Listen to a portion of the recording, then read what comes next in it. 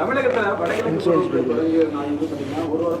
கொடுக்குறதில்ல, நிவாரணம் கொடுக்குறதில்ல. அந்த இடத்துல தாழ்வான இடங்கள்ல சில இடங்கள்ல குறைஞ்ச அளவு மழை பெஞ்சாலே அதிக அளவு இன்னமும் தண்ணி தேங்கி இருக்குன்னு அங்கே போய் மக்கள் சொல்றாங்க. நீங்க பல இடங்கள் ஆய்வு செஞ்சுட்டு வந்துட்டு இருக்கீங்க, அங்க உள்ள மக்கள் என்ன சொல்லியிருக்காங்க உங்கள்கிட்ட?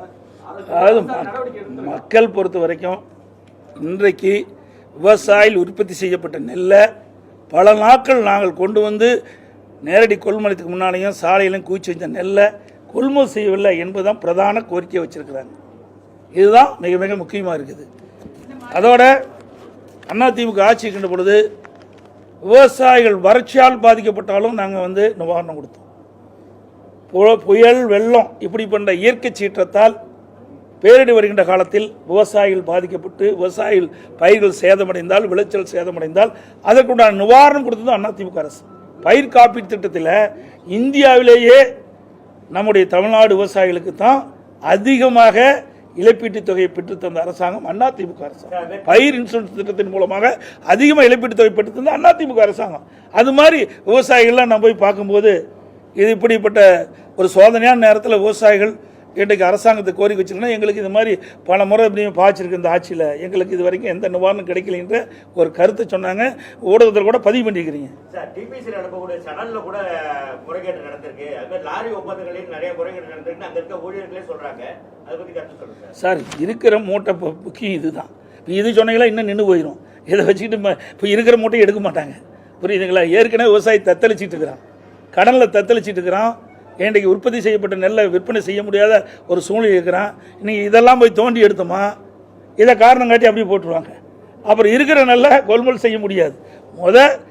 முன்னுரிமை கொடுப்பது விவசாயிகள் உற்பத்தி செய்யப்பட்ட இன்றைக்கு திறந்த வெளியில் அடிக்கப்பட்ட திறந்த வெளியில் குவிக்கப்பட்டிருக்கின்ற அந்த நெல் மூட்டைகளை உடனடியாக இந்த அரசு போர்க்கால அடிப்படையில் கொள்முதல் செய்ய வேண்டும். ரெண்டாவது, இந்த மழையால் இந்த நெல்மணிகள்லாம் முளைத்திருக்குது. அந்த விவசாயிகள் யாரெல்லாம் இந்த நெல்மணிகள் முளைக்கப்பட்டு பாதிப்படைந்தார்களோ அந்த விவசாயிகள்லாம் கண்டறிந்து அவர்களுக்கு தேவையான நிவாரணத் தொகை வழங்க வேண்டும்.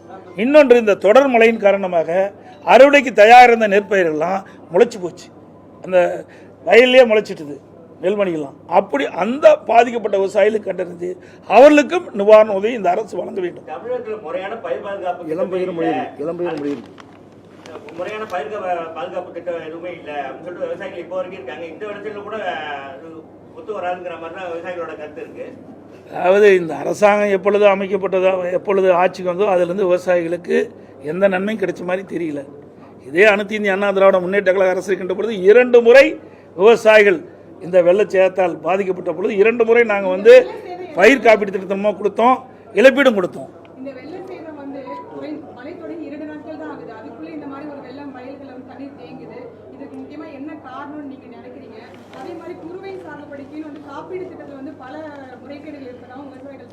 அதாவதுமா அதிமுக ஆட்சி இருக்கின்ற போது நல்லா தூர்வாரணும். அந்த தூர்வாருகின்ற பொழுது அந்த தண்ணி எல்லாம் வடிஞ்சிடும். இந்த ஆட்சியில் முறையாக தூர்வாரில் ஒன்று. இரண்டாவது, பயிர் காப்பீட்டு திட்டம் சொன்னீங்க. அதிமுக ஆட்சியிலிருந்து முறையாக பயிர் காப்பீட்டு திட்டத்தில் விவசாயிகள் சேர்க்கப்பட்டு எப்பொழுதெல்லாம் விவசாயிகள் பாதிக்கப்படுகிறார்களோ, எப்பொழுதெல்லாம் விவசாயிகளுடைய பயிர் சேதமடைகிறதோ அதெல்லாம் கணக்கிட்டு அவ்வப்போது விவசாயிகளுக்கு தேவையான நிவாரணம் அளிக்கப்பட்ட அரசு அதிமுக அரசு. இந்தியாவிலேயே அதிமுக ஆட்சியில் தான் அந்த பயிர் காப்பீட்டு திட்டத்தின் மூலமாக அதிக அளவு விவசாயிகளுக்கு இழப்பீட்டுத் தொகை பெற்று தந்த அரசாங்கம் அதிமுக அரசு.